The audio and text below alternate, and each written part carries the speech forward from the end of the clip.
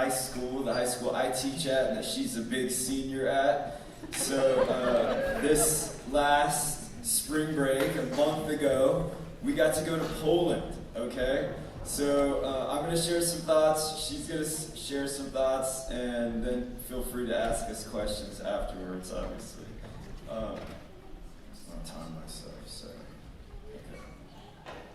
Well, sometimes you say yes to things, and you have no idea where that yes is going to take you.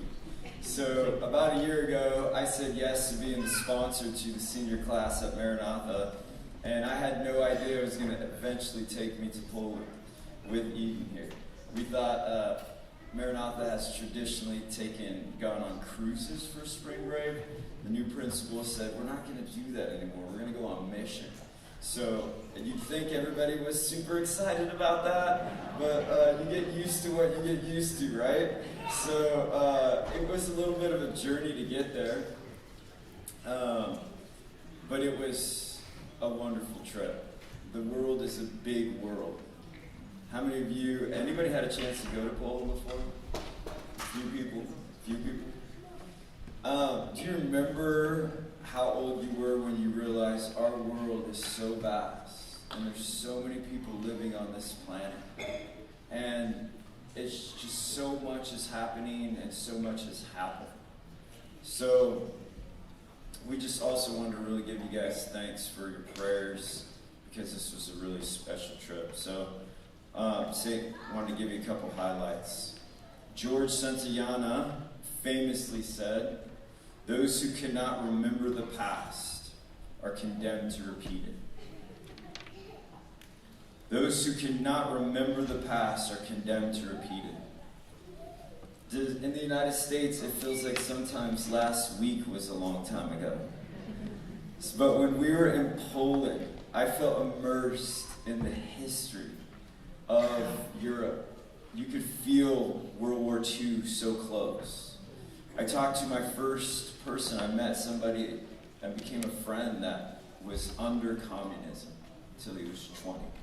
To talk to somebody that had lived under communism and not just read about it as a textbook was a huge deal for me. So we got to go and serve at a ministry in near Krakow that is one of the few ministries that is actually not Catholic. So if I didn't know this, but Poland is 90% Catholic. So, which is actually was a beautiful legacy as we walked around and we visited these old castles and just were in this. You could feel the history of your faith, right? It's because this is like our faith, even though we don't identify as Catholic. There's so many beautiful brothers and sisters in the Catholic tradition going all the way back. So we got to serve at this campsite, and it was so awesome to hang out with these kids, the senior class. So there was 18 kids, and it was just fun to experience the Lord with them.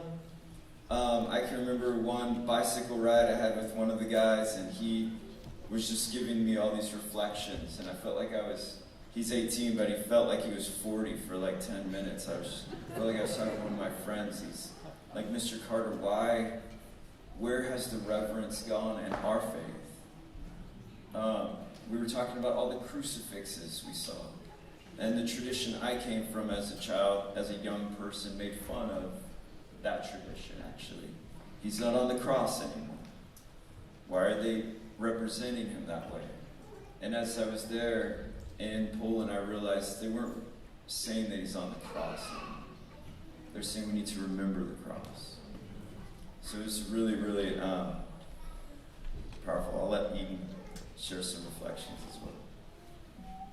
Okay, I just want to thank you guys all again, for your prayers and your support. That meant a lot. Honestly, the highlight for me was just getting to hang out with my class in a different country. Before this, some of us weren't very united.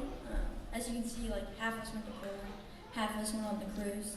So that was just super special, just to experience the Lord and just experience a different country together.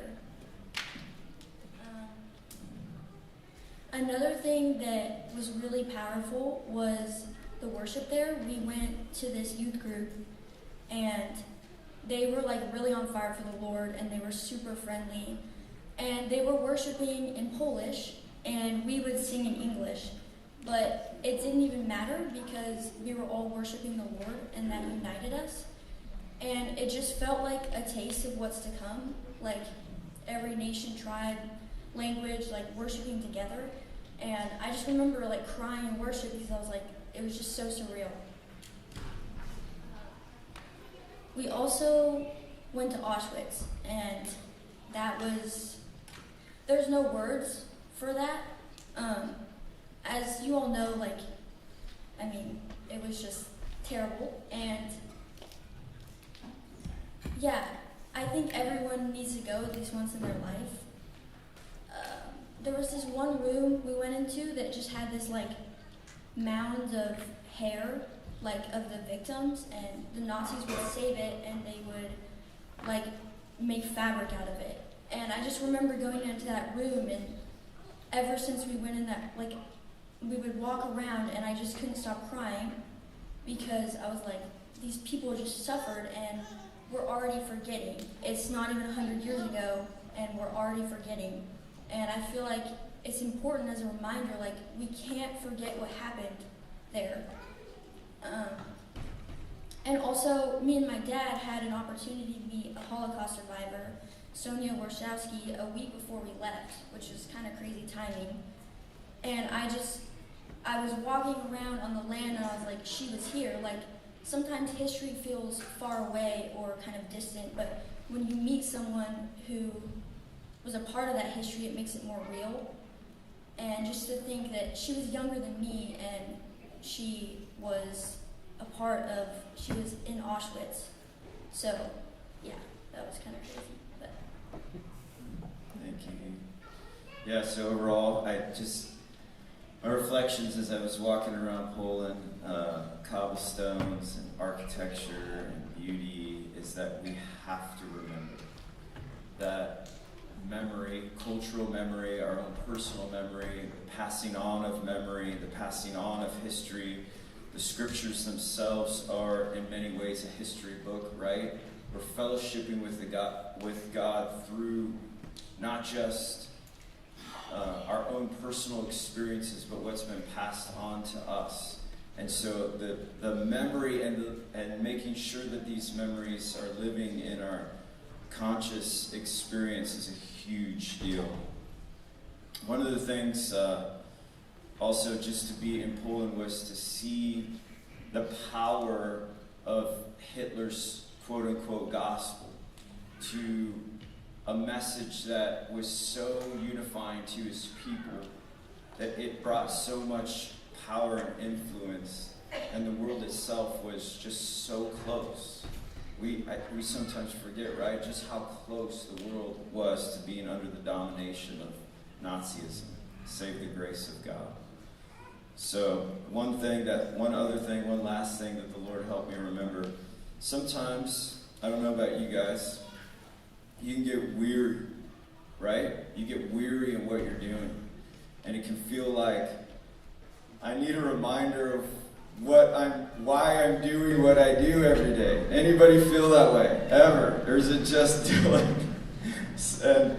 as a senior in high school, you get weary, right? So I was walking around Poland and I just so happened, somebody told me, Dylan, one of your former students is a missionary here. And I was like, what? And they told me his name and I was like, not that guy, seriously? Like, he was such a punk in high school. And I couldn't wait to meet him. And here he comes, he's like 6 years older, he tells me his story, he's like, Mr. Carter, I was so lost after high school. He had sent me an email thanking me a year afterwards, and he went into COVID into the mountains of Colorado and was just lost. A local pastor, Pastor Brian Wright from the Foundry, had taken him in and said, why don't you just go to Poland, man? and he went to Poland. And he's become a missionary there, working with the Polish people, teaching them basketball. He's a good basketball player. And after I met him, I felt so emotional. I was like, here, I'm just one little part of this guy's life. And I was talking to Tracy, or actually I was like, Lord, why is this so impacting me? And I was talking to Tracy later that night on the phone, and I was getting emotional about it, but I felt like the Lord told me, I was trying to tell you something, Joe. Trying to tell you something about what you do every day and how it leaves a little stamp on people. So I just want to encourage you guys, your prayers for one another